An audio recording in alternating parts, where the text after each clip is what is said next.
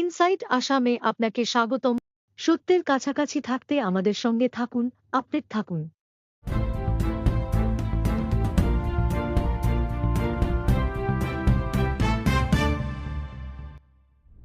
মণিপুরের 5 জেলায় 8 ঘণ্টার জন্য কারফিউ শিথিল। আজ মণিপুর সরকার ঘোষণা করেছে যে ইম্ফল পশ্চিম, ইম্ফল পূর্ব, বিষ্ণুপুর, কাকচিং এবং থৌবাল জেলার সব এলাকায় বৃহস্পতিবার সকাল 5টা থেকে দুপুর 1-2টা পর্যন্ত কারফিউ শিথিল থাকবে। বুধবার কারফিউ সকাল 5টা থেকে সকাল 1:00টা পর্যন্ত শিথিল করা হয়েছিল। ইম্ফল পশ্চিম জেলার অতিরিক্ত জেলা ম্যাজিস্ট্রেটকে যাদুমণি সিংহের জারি করা এক আদেশ অনুযায়ী জনগণের জন্য প্রয়োজনীয় জিনিসপত্র যেমন ওষুধ ও খাদ্য সামগ্রী কেনার সুবিধার্থে চলাচলের বিধিনিষেধ শিথিল করার প্রয়োজন রয়েছে। তৃণমূল কংগ্রেস টিএমসি ওয়াকফ সংশোধনী বিলের বিরোধিতায় প্রস্তাব পেশ করতে পারে।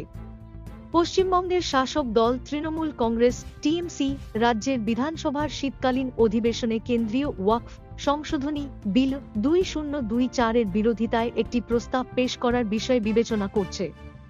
অধিবেশন সম্ভবত 2-5 নভেম্বর শুরু হবে।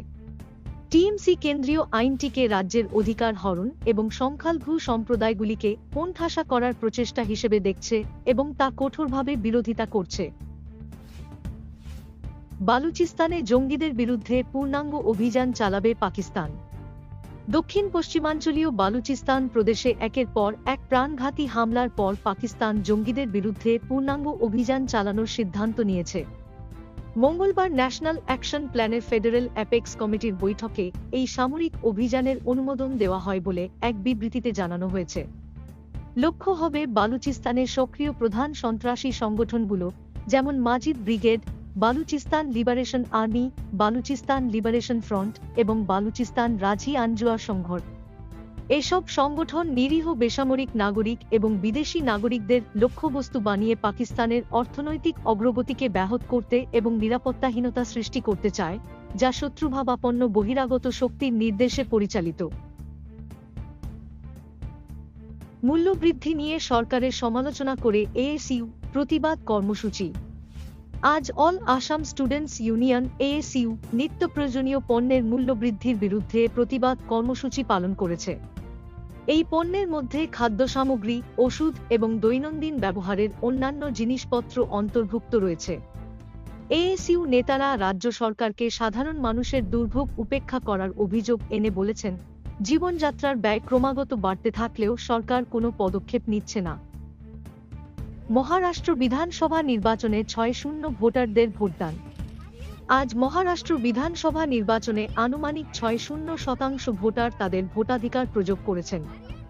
এই নির্বাচনে শাসক বিজেপি নেতৃত্বাধীন মহাজোটী জোট ক্ষমতা ধরে রাখার চেষ্টা করছে, আর মহা বিকাশ আঘাড়ি এমভি জোট প্রত্যাবর্তনের আশায় লড়ছে। নির্বাচনী কর্মকর্তারা জানিয়েছেন, এই সংখ্যা অস্থায়ী এবং 2019 সালের নির্বাচনে 6.174% ভোট পড়েছিল। মোট 288টি বিধানসভা আসনে ভোটগ্রহণ সকাল 7টা থেকে সন্ধ্যা 6টা পর্যন্ত অনুষ্ঠিত হয়। ভোট গণনা 2-3 নভেম্বর হবে। পার্লি এবং বিড জেলার কয়েকটি স্থানে ভাঙচুরের ঘটনা এবং কিছু জায়গায় প্রতিদ্বন্দ্বী দলের সমর্থকদের মধ্যে সংঘর্ষের কারণে ভোটগ্রহণ ব্যাহত হয়। আমাদের নিউজ চ্যানেল দেখার জন্য ধন্যবাদ। আজকের জন্য এতটুকুই। কাল আবার আপনাদের জন্য নতুন এবং সত্য খবর নিয়ে ফিরে আসব। ফলো, লাইক এবং সাবস্ক্রাইব করতে ভুলবেন না। ধন্যবাদ।